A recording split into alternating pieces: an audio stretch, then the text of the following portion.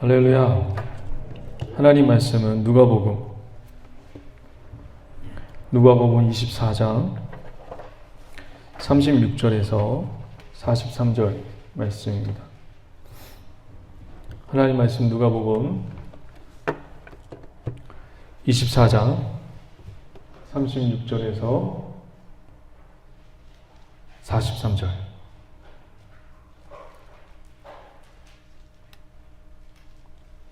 하나님 말씀 누가복음 24장 36절에서 43절 말씀을 다 찾은 걸 믿고 제가 한 절 그리고 여러분의 한 절 이렇게 교독하면서 우리 부활의 의미를 새겨봤으면 좋겠습니다. 이 말을 할 때에 예수께서 친히 그들 가운데 서서 이르시되 너희에게 평강이 있을지어다 하시니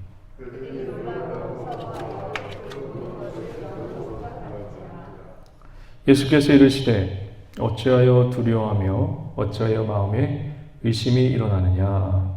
내 손과 발을 보고 나는 줄 알아. 또 나를 만져보라. 영혼은 살과 뼈가 없으되 너희 보는 바와 같이 나는 믿느니라. 이 말씀을 하시고 손과 발을 보이시사 그들이 너무 기쁨으로 아직도 믿지 못하고 놀랍게 여길 때에 이르시되 여기 무슨 먹을 것이 있느냐 하시니 이에 구운 생선 한 토막을 들으니 다 같이요 받으사 그 앞에서 잡수시더라. 아멘. 우리 좌우옆 분들에게 이렇게 서로 인사를 나눴으면 좋겠습니다. 주님 부활하셨습니다. 네, 우리 한 번 더 또 인사를 나눴으면 좋겠는데요. 주님이 지켜주시고 붙들어 주십니다. 네, 한 번만 더 우리 같이 인사하도록 하겠습니다. 주 예수님으로 사랑합니다. 네, 감사합니다. 저도 이 본문을 묵상하고 말씀 준비하면서 솔직하니 많은 어려움이 있었습니다. 너무나도 부족하고 연약해서 하나님의 그 아들 예수를 이 땅에 보내셔서 십자가에 달려 죽게 하시고 부활하신 그 참된 의미를 제 자신 스스로도 목사이지만 잘 드러낼 수 없다는 것이 참 부끄럽더라고요. 그리고 이것이 이해되는, 우리가 설득되고 이해되는 그런 본문이 아니기 때문에 많은 어려움이 있습니다. 여러분들도 예수님의 부활이 나와 뭔 상관이 있어? 그렇게 생각하시는 분들도 많이 있을 겁니다. 왜냐하면 이해가 안 가요. 하나님의 방법에 이해가 안 갑니다. 그래서 우리는 이해가 안 가면 쳐다도 보지도 않고 믿지도 않고 그러죠. 그러나 그 이해를 또 뛰어넘어서 지금 여러분이 이 자리에 있는 것이 기적입니다. 믿으십니까? 네, 그 기적의 역사가 하나님께서 여기 저와 여러분들을 이 자리에 불러주신 것처럼 이 본문이 기적의 역사를 발휘해서 저와 여러분들 가슴 속에 들어가는 본문이 되기를 주의 이름 간절히 축복합니다. 우리가 십자가에 달리시기 직전에 우리 예수님이 무엇을 했는지 잠깐 생각하고 넘어갈 필요가 있습니다. 십자가에 달리시기 전에 누가복음에서는 감난산이라고 나와 있고 마태 마가복음에서는 겟세마네 동산에 올라가셔서 기도하신 장면이 있습니다. 여러분 다 아시죠? 겟세마네 동산에 올라가서 누가복음 본문에서는 땀이 핏방울이 되어 그렇게 기도하시는 간절한 기도의 모습을 하시는 예수님의 모습을 우리가 보게 됩니다. 마태 마가복음에서는 겟세마네 동산이라고 나와 있고 누가복음에서는 감난산이라고 나와 있는데 이 겟세마네 동산이라는 참 이 마태와 마가가 절묘하게 겟세마네 동산이라고 하는 그런 표현을 썼어요. 이 겟세마네라는 그 뜻이 뭐냐면 쥐어 짜서 기름을 쫙 내는, 여러분 참기름이나 들기름을 쥐어 짜서 기름을 쫙 짜는 그런 표현이 겟세마네 동산의 표현입니다. 그 뜻이 그래요. 예수님이 그 동산에서 정말 자기를 쥐어 짜듯 자기 온 몸에 땀에 핏방울까지 쥐어 짜는 기도를 겟세마네 동산에서 올라가서 합니다. 몇 번 올라가죠? 3번 올라가죠.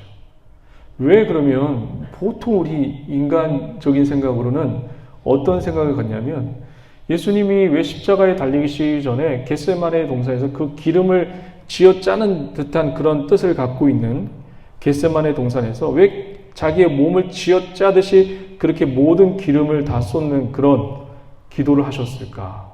대부분 우리 인간의 어떤 생각을 갖냐면 바로 이제 십자가가 다가오기 때문에 고통스러워서 그 십자가의 형벌이 너무너무 고통스럽고 아프기 때문에 하나님께 이 잔을 내게 옮겨 주시옵소서라고 그렇게 보통 생각합니다. 그러니까 예수님이 왜 겟세마네 동산에서 그렇게 기도했냐?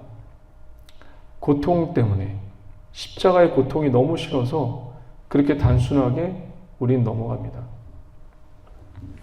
예수님이 정말 그 고통 때문에 단순히 거기서 땀방울이 핏방울이 되도록 기도하고 이 잔을 내게서 옮겨 주시옵소서라고 그렇게 기도했을까요? 다가올 십자가의 형벌이 두려워서 그렇게 하나님 앞에 기도했을까요? 거기에 보면 가장 이것도 이제 중요한 포인트지만 너무 우리는 예수님께 집중한 나머지 뭘 하나 놓치고 보는 장면이 있어요. 무엇이냐면 예수님이 기도하고 내려오니까 제자들이 뭐 하고 있죠? 그래요, 자고 있어요. 예수님은 이렇게 기도하고 땀이 핏방울이 되도록 그렇게 열심히 하나님 앞에 부르짖고 기도하는데 제자들은 육신이 연약하여서 자고 있습니다. 1번, 2번, 3번 이렇게 기도하고 다 내려왔는데 제자들은 여지없이 자고 있어요. 우리는 이 그림도 놓치면 안 돼요. 예수님은 겟세마네에서 고통스러운 모습을 우리에게 십자가에 달리시기 직전에 그런 심정의 그런 상태를 보여주기 위해서 겟세마네 동산의 그림을 보여준 게 아니에요. 마태복음 다음에 뭐가 있죠? 마가복음, 누가복음, 요한복음 다음에 그 다음에 무엇이 이어지죠? 그렇죠. 사도행전. 그 연약한 이 제자들을 통해서 무엇이 탄생되죠? 그 연약한 제자들이 자는 모습을 보여줘요. 예수님이 십자가의 고통스러운 모습, 십자가에 달리시기 전에 고통스럽게 그렇게 간절하게 기도하는 모습을 보여주고 극명하게 반대로 보여주는 그림이 뭐였냐면 제자들은 여지없이 잠자고 있어요.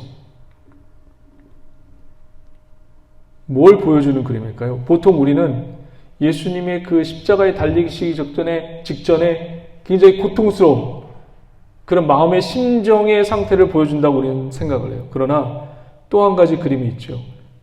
자고 있는 제자들. 이 연약한 제자들을 통해서 무엇이 형성되죠? 교회. 예수님의 그런 고달픈 그리고 너무나도 힘든 그런 심정의 그런 기도의 모습 속에서 또 다른 그림을 하나 복음서에서는 보여주고 있는데 무엇을 보여주냐면 제자들의 연약함. 그런데 그런 제자들을 통해서 사도행전이 쓰여지고 있어요. 교회가 형성되고 있어요. 이 모습은 예수님의 그런 고통스러움, 조금 있으면 다가올 십자가 형벌의 두려움보다는 그 연약한 우리들을 통해서 이 교회를 세우고 나가는 그런 하나님의 의지, 예수 그리스도의 의지를 보여주고 있는 것입니다. 할렐루야. 그러니까 십자가의 고통 속에서는 무엇이 담겨져 있는 거예요? 쉽게 얘기하면 우리 연약한 인간을 통해서라도 하나님이 일하시고 그리고 모든 것을 계획해 하시고 모든 것을 인도하신다는 그 사랑이 담겨져 있는 거예요. 그래서 우리는 십자가 사랑 그렇잖아요. 이 연약한 저와 여러분을 통해서 내가 가정을 세우고, 내가 사업장을 세우고, 내가 이 교회를 세우겠다는 하나님의 열심, 예수 그리스도의 은혜가 겟세마네 동산에 담겨져 있는 거예요. 철저히 주님은 이타적이세요. 이기적이지 않으시고 이타적이십니다. 예수님의 그 성품을 생각하시면 예수님의 공고함, 예수님의 아픔만 생각하시면 절대로 안 돼요. 거기서 보여주는 그림은 뭐냐면 제자들의 그런 연약함, 자고 있고 그리고 예수님이 십자가에 달리시든 말든 상관없는 그런 제자들을 나중에 성령을 부으셔서 그 연약한 분들을 통해서 교회를 형성하고 가정을 세우고 그 모습을 보여주기 위해서 이런 연약한 자도 쓰일 것이다라는 것을 보여주기 위해서 성경의 그 장면을 기록해 놓으신 것입니다. 할렐루야! 약할 때 곧 뭐라고요? 강함이라. 할렐루야! 우리 교회가 약하지만 세상 눈으로 보기엔 약하지만 주님 보시기에는 모르죠. 어마어마하게 강한 믿음의 군사들이 여기 있습니다. 믿으십니까? 저와 여러분들을 통해서 사용하실 그 놀라운 은혜를 찬양합니다. 할렐루야. 이제 십자가에 이제 달리셔서 죽으시고 부활하셨어요. 부활하시고 나서 천사들이 제자들을 향해서 또 여인들을 향해서 갈릴리로 가라고 얘기를 합니다. 갈릴리에서 지금 예수님이 제자들에게 나타나서 지금 뭘 보여주고 있죠? 오늘 한번 말씀을 다시 한번 볼게요. 39절 한번 보도록 하겠습니다. 오늘 본문 말씀이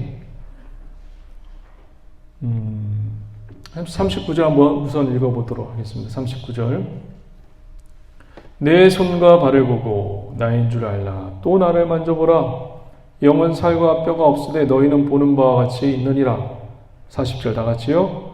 이 말씀을 하시고 손과 발을 보이시나 그들이 너무 기쁨으로 아직도 믿지 못하고 놀랍게 여길 때 이르시되 여기 무슨 먹을 것이 있느냐 하시니 먹기도 하시네요. 이에 구운 생선 한 토막을 드리니 받으사 그 앞에서 잡수시더라. 이게 뭐예요? 부활하셨는데 무엇을 강조하는 거죠? 부활하셨어요. 부활하셨는데 제자들 보고 이 손 좀 만져봐라. 그리고 뭐 먹을 거 있느냐? 무엇이에요? 무엇을 강조하는 거죠? 나는 인간이라는 걸 강조하고 있어요. 인간이 배고프잖아요. 사람이 배고프잖아요. 여기 나 봐봐. 여기 진짜 나 여기 손목에 못이 박혀 있어. 진짜 봐봐. 나 정말 이렇게 됐어. 아우 배고프네. 밥 좀 갖고 와. 무엇을 강조하는 거예요? 저는 이 본문 보면서 예수님이 왜 인간인 것을 이렇게 자랑하셨을까? 나 사람이야. 라는 것을 강조하고 있습니다. 우선 첫 번째, 그때 당시 십자가 형벌이 여러분 지금 목걸이도 하고 다니시지만 그때는 형장이었어요. 형장. 사형 틀이었단 말이에요. 자랑할 것이 안 돼요. 십자가의 형벌은 굉장히 고통스럽다고 합니다. 다들 겪어보지 않으셨지 모르지만 굉장히 제일 잔인한 형벌 중에 십자가의 형벌이라고 얘기합니다.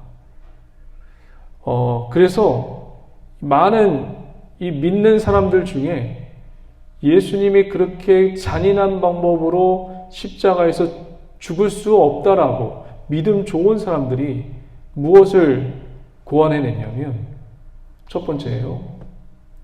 주님은 이 땅에 영으로 왔습니다. 그리고 영으로 부활하셨습니다. 이런 이단들이 생겨나기 시작한 거예요. 주님은 이 땅에 영으로 오셨고 영으로 부활하셨습니다. 그래서 고통을 느끼지 않았습니다. 그러니까 주님을 너무 사랑하는 그 마음이 너무 급진해서 그런 이단들이 나타나기 시작했습니다. 그래서 37절 한번 보세요.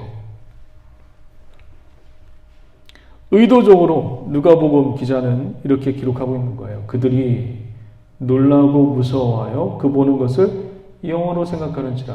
아니라는 거예요. 실제라는 거예요. 실제 인간으로 오셨고 사람으로 다시 부활하셨다는 거예요. 그거를 지금 우리 이 복음서를 읽고 있는 독자들에게 강조하고 있는 것입니다. 왜 주님은 사람으로 오셨고 사람으로 부활하셨을까요? 그걸 찾아가는 거거든요. 그걸 찾아가야 돼요. 왜 사람으로 오고 사람으로 부활하셨을까요? 무엇 때문에? 첫 번째는 이단 때문에 지금 의도적으로 이렇게 주님이 이런 방법을 통해서 나타나신 거고, 이단들 때문에 이 기자는 이것을 강조해서 적어놓은 겁니다. 그러면 왜 예수님은 사람으로 오셨고 사람으로 부활하셨을까요? 왜 배고픈 모습을 보여주어야만 했을까요? 우리가 한번 창세기로 한번 넘어가 보도록 하겠습니다. 창세기 3장에 보시면, 한번 창세기 한번 보도록 할게요. 창세기 3장에 보시면 하나님이 이 땅을 창조하시고 에덴 동산을 창설하시고 그 안에다가 아담과 하와를 잘 살게끔 만들어 놓으시죠. 그리고 동산 중앙에 있는 선악과를 먹지 말라고 하나님이 아담과 하와에게 말씀하시죠. 그리고 아담과 하와는 그 명령을 잘 지켰어요. 이 피조물, 사람으로 만들어진 이 피조물 아담과 하와는 명령에 잘 순종했습니다. 그런데 어느 날 사단이 찾아와서 이렇게 아담과 하와를 유혹하지요. 어떻게 유혹하냐면, 이거 먹으면 정말 죽는데? 죽지 않아. 죽지 않고 너희 눈이 밝아져 하나님과 같이 될 거야. 라는 그런 유혹을 하게 됩니다. 한번 말씀을 보도록 하겠습니다.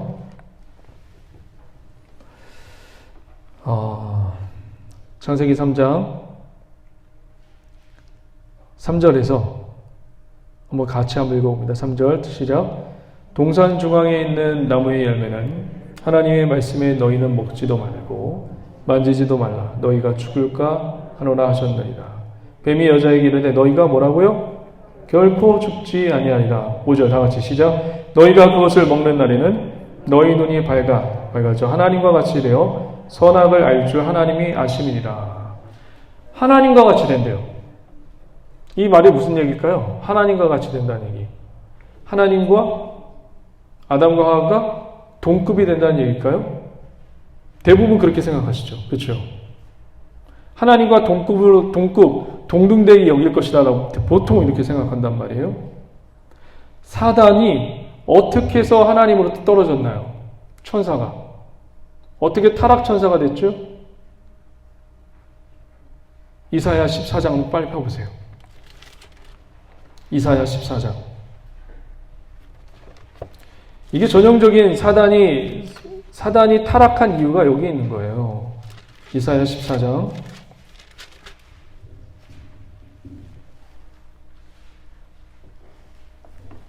13절.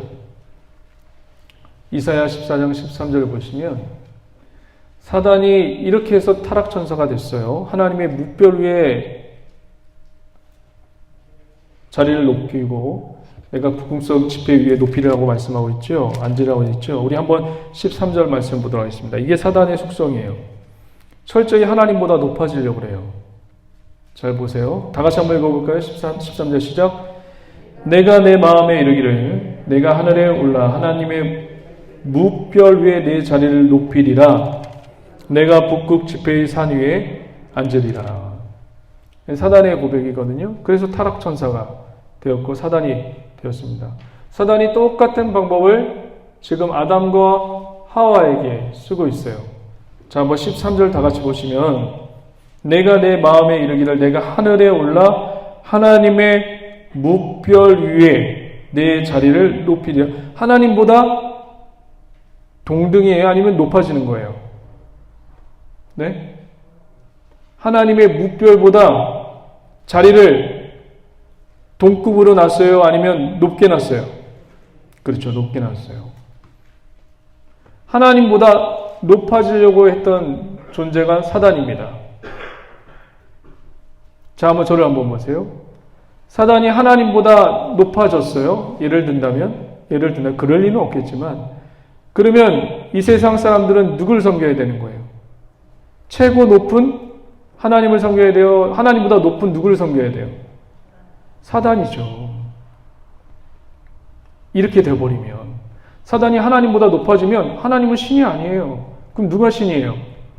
진정한 신은 사단이죠. 하나님과 이 사단이 하나님과 같아진다 라는 아담과 하와에게 그런 유혹을 던졌는데, 이 말은 무슨 얘기예요? 하나님과 같아진다는 얘기는 인간이 하나님과 같아져요. 예를 든다면 잘 생각해 보세요. 인간이 하나님과 같아져요. 그러면 우리는 하나님이 있어도 돼요? 없어도 돼요? 내가 하나님과 같은 위치에 있는데 하나님이 필요 있어요? 필요 없어요? 지금 사단이 하나님과 같아진다는 얘기는 하나님과 동급이 된다는 얘기가 아니에요. 창세기 3장에 있는 말씀은 하나님 없이도 너희는 뭐예요? 살 수 있다는 얘기를 하고 있는 거예요. 무슨 얘기인지 아시겠어요? 하나님이 너희들에게 하나님은 필요 없다라는 것을 사단이 우리 아담과 하와에게 그렇게 유혹을 하는 거예요. 그 속뜻은 겉으로 보면 하나님과 같아진다. 하나님과 동급처럼 된다는 의미처럼 들려지는데, 이걸 가만히 한번 생각해 보면 하나님과 같아지면 하나님 필요가 없어요. 지금 무슨 얘기를 하고 싶은 거냐면, 사단이 아담과 하와에게 너 하나님 필요 없잖아. 하나님이 없어도 넌 살 수 있다라는 것을 지금 그렇게 유혹하고 있는 거예요. 인류의 문제는 어떤 거의 문제는 하나님이 없어도 된다는 데서부터 시작되었습니다. 우리가 왜 문제가 생기는지 아세요?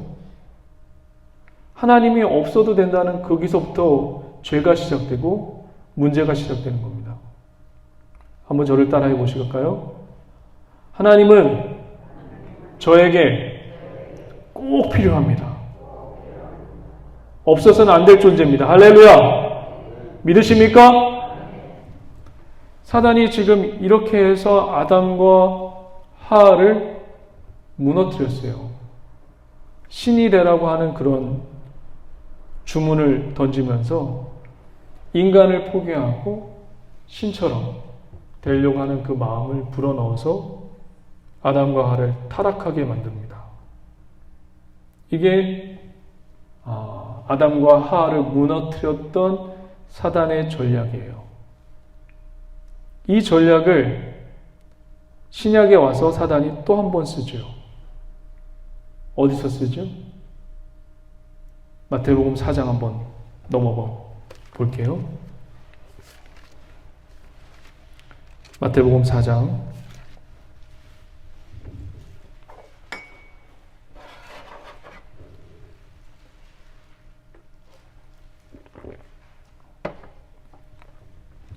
4장 전 이제 저를 보시고요. 마태복음 4장은 예수님이 40일 동안 금식을 하고 이제 사단에게 시험받는 세 가지 장면이 우리에게 이제 보여지게 됩니다. 이때 40일 동안 금식하고 났으니까 보통 우리 그리스도인들은 이 말씀 본문 볼 때 예수님이 40일 동안 금식하셨으니까 배가 고파서 돌을 떡으로 만드는 시험을 주셨을 거다라고 대충 그렇게 생각하시는 분들이 많습니다. 사단이 그렇게 멍청한가요? 우리를 어떻게든 넘어뜨리기 위해서 굉장한 지혜와 굉장히 작전과 어떻게든 교회와 떨어지게 하기 위해서, 성도와 성도를 싸우게 하기 위해서 목사와 성도의 관계를 이간질시키려고, 그리고 어떻게든 교회에 나오지 않게 하려고, 하나님의 이름을 부르지 않게 하려고, 어떻게든 작전을 짜고 지혜롭게 하려고 하는 존재가 바로 사단입니다. 이런 자가 그냥 단순히 예수님 배고프니까 돌을 떡으로 만들라는 그런 시험을 던져줘야겠다, 그렇게 우리는 생각하고 넘어갈 수 있습니다. 근데 그렇지 않아요. 절대로 그렇지 않습니다. 첫 번째 시험이 그것도 첫 번째 시험이에요. 아담과 하와는 첫 번째 시험에 홀가닥 넘어가 버렸어요. 졌어요. 이제 둘째 아담으로 오신 예수 그리스도께서 이 사단의 시험을 이겨내는 장면을 우리는 지금 보게 될 것입니다. 마태복음 4장 2절 보도록 하겠습니다. 다 같이 한번 읽어봅니다. 시작.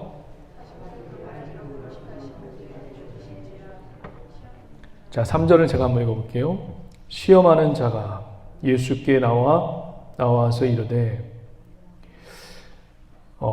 시험하기 전에 하나의 수식어가 하나 붙죠. 그게 뭐냐면, 내가 만일 뭐라고요? 그냥 돌로 떡덩이를 만들어라, 이렇게 하면 되는데 하나의 그냥 수식어가 붙어요. 그게 뭐냐면, 예수님 이렇게 얘기하지도 않고 하나님의 뭐라고요? 아들이여든 명하여 이 돌들도 떡덩이가 되게 하라. 그냥 예수님 돌을 떡으로 만드세요, 이렇게 하면 되는데 사단이 굳이 하나의 수식어를 붙여서 하나님의 아들이거든 돌을 명하여 떡덩이 되게 하라, 그렇게 말을 하고 있습니다. 하나님의 아들은 누구예요?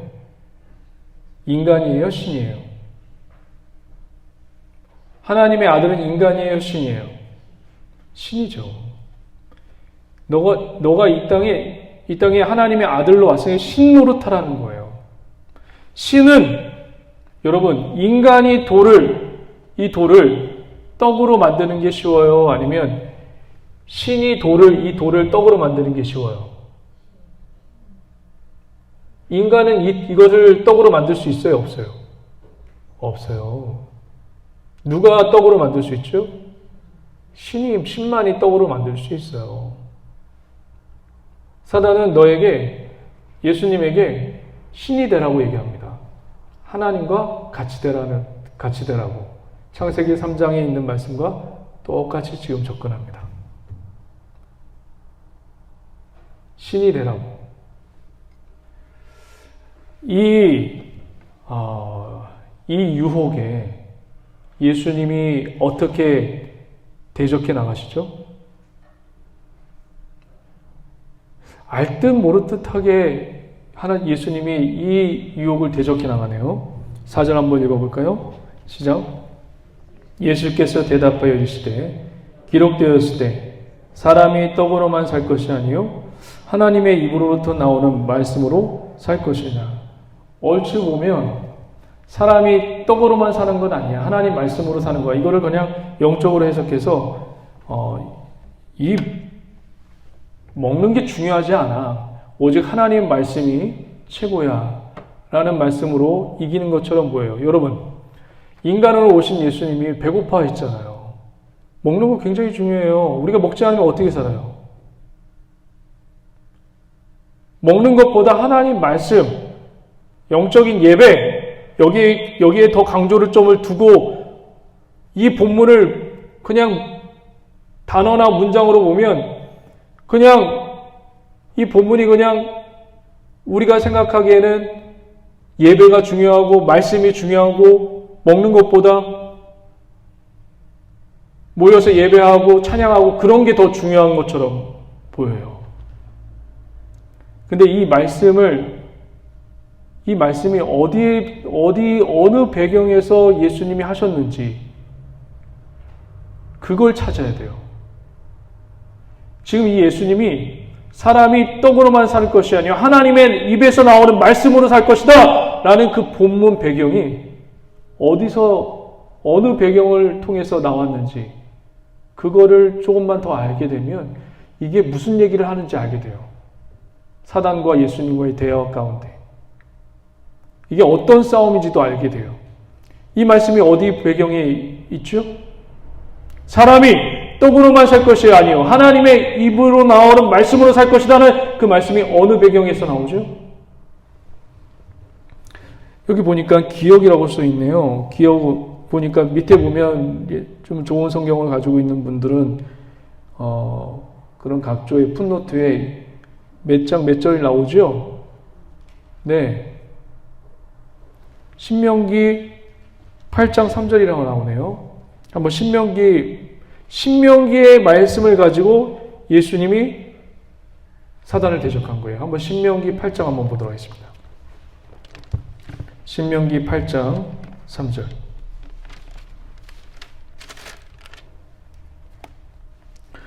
신명기 8장 3절.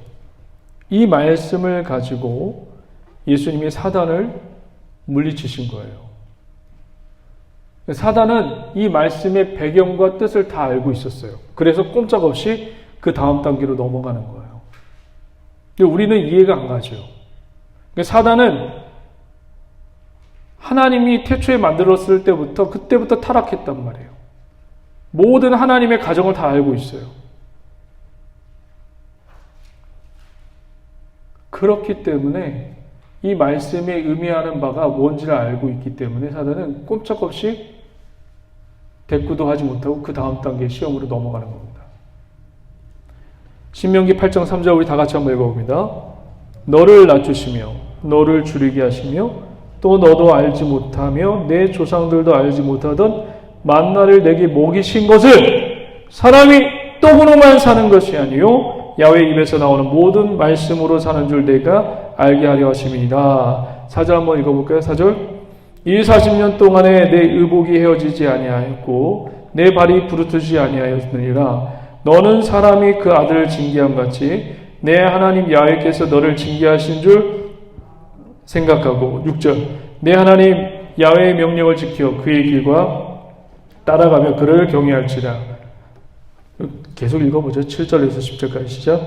내 하나님 야훼께서 너를 아름다운 땅에 이르게 하시나니 그곳은 골짜기든지 산지든지 시내와 분천과 샘이 흐르고 밀과 보리의 소산지요 포도와 무화과의 석류와 감람나무의 꿀의 소산지라. 내가 먹을 것이 모자람이 없고 내가 아무 부족함이 없는 땅이며 그 땅의 돌은 철이요 산에서는 동을 캘 것이라.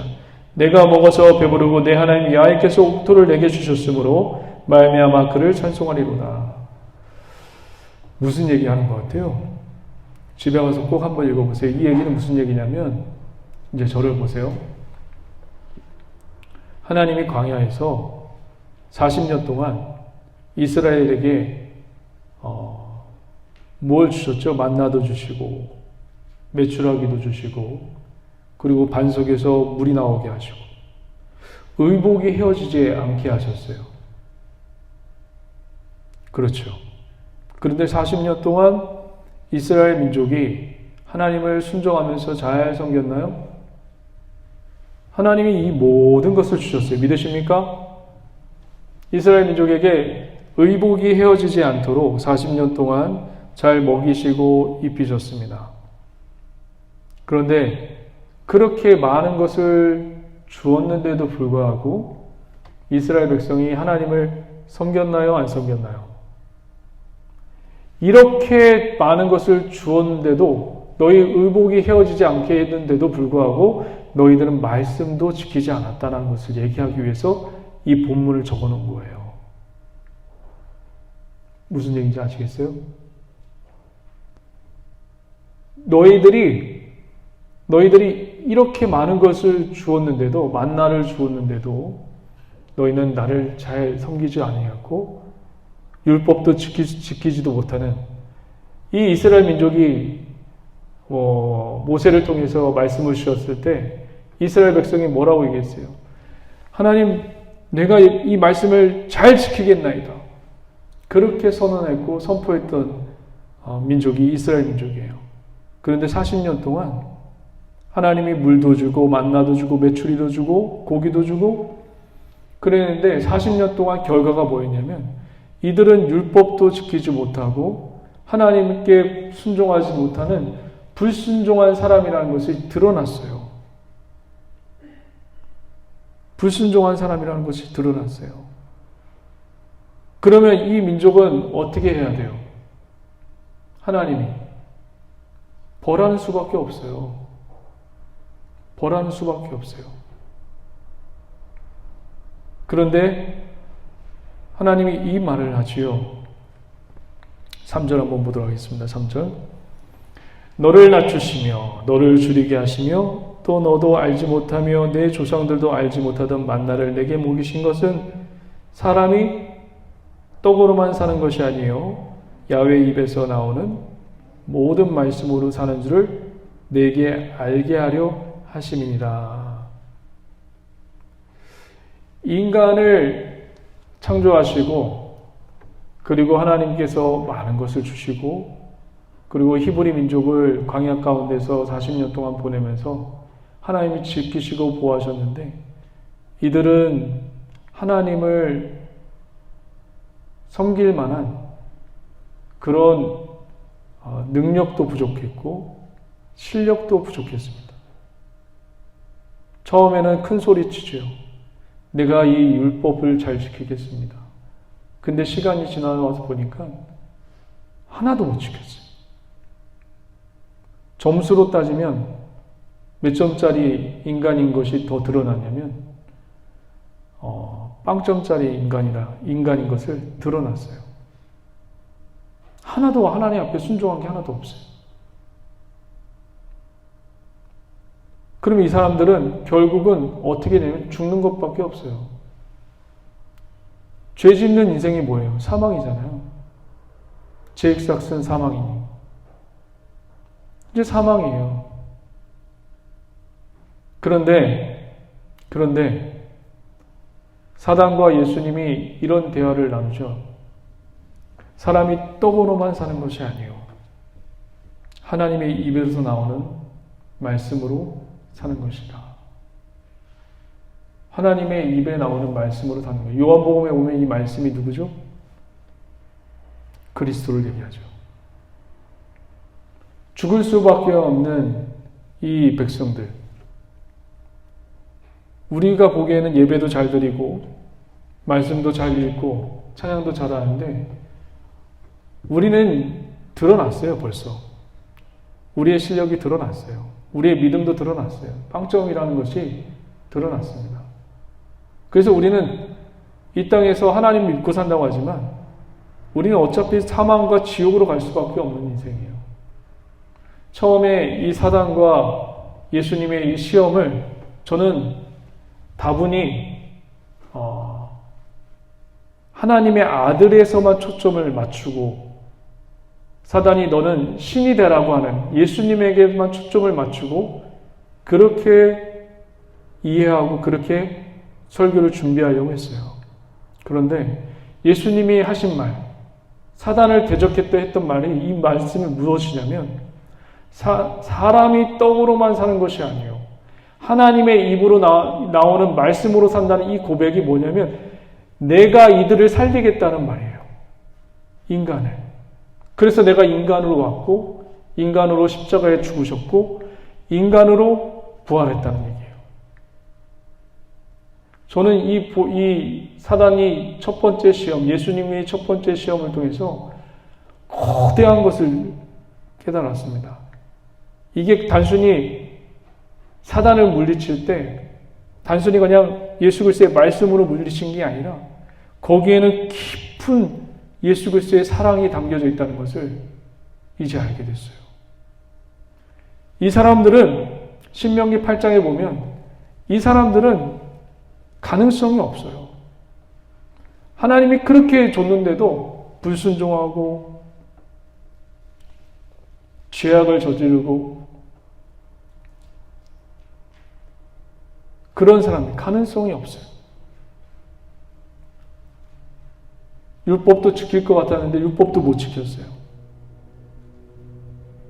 그런 인간을 나타내기 위해서 이 신명기 8장이 그런 말씀이었어요. 근데 이 본문 말씀을 예수님이 사용하시죠. 사람이 떡으로만 사는 것이 아니요 하나님 입에서 나오는 말씀으로 살 것이다. 이 사람들을 지켜봤는데 하나님의 뜻에 순종할 수 없다는 것을 이 예수님이 본인이 깨달은 거예요. 그래서 이 인간들을 내가 살리겠다가 하는 그런 말씀을 지금 사단에게 던지고 있습니다. 그러니까 여기에는 어마어마한 사랑의 말씀이 담겨져 있는 거죠. 내가 살리겠다. 우리 마태복음 한번 볼까요? 다시 한번. 마태복음 4장에 보면 예수님이 4장 4절에 말씀하신 그 본문의 말씀의 뜻은 뭐냐면 단순히 영적으로 살라는 의미가 아니라 본인이 사단에게 이렇게 선포하는 거예요. 내가 이 인간들을 실력도 안 되고 능력도 안 되는 이 인간들, 불순종하는 인간들을 내가 살리겠다라는 것입니다. 사람이 떡으로만 살 것이 아니요 하나님의 입으로 나오는 모든 말씀으로 살 것이다. 이 말씀은 그리스도예요. 내가 이 사람들을 살리겠다는 얘기, 그 사랑이 여기에 담겨져 있는 거예요. 우리는 대부분 이 본문 말씀을 읽을 때 영적으로 해석을 하죠. 이 땅에 있는 보이는 것들은 우리가 다 버려야 되고 오직 하나님 말씀 찬송 그렇게만 우리는 해석을 합니다.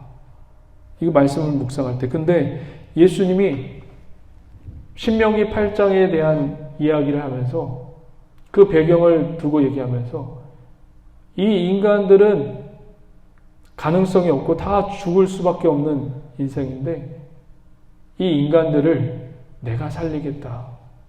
이 말씀, 내가 살리겠다. 하나님의 입에서 나오는 이 내가 살리겠다는 고도의 문학적인 표현입니다. 그러니까 이 말씀은, 4절에 있는 말씀은 그냥 단순하게 우리가 형이상학적인 찬양과 영적인 부분만을 강조하는 게 아니라 예수님의 사랑이 담겨져 있는 거죠. 내가 이 사랑으로 이 성도들을 살리겠다. 그 사랑이 우리 교회 성도들 모두에게 임하기를 주의 이름으로 간절히 축원드립니다. 기도하시겠습니다.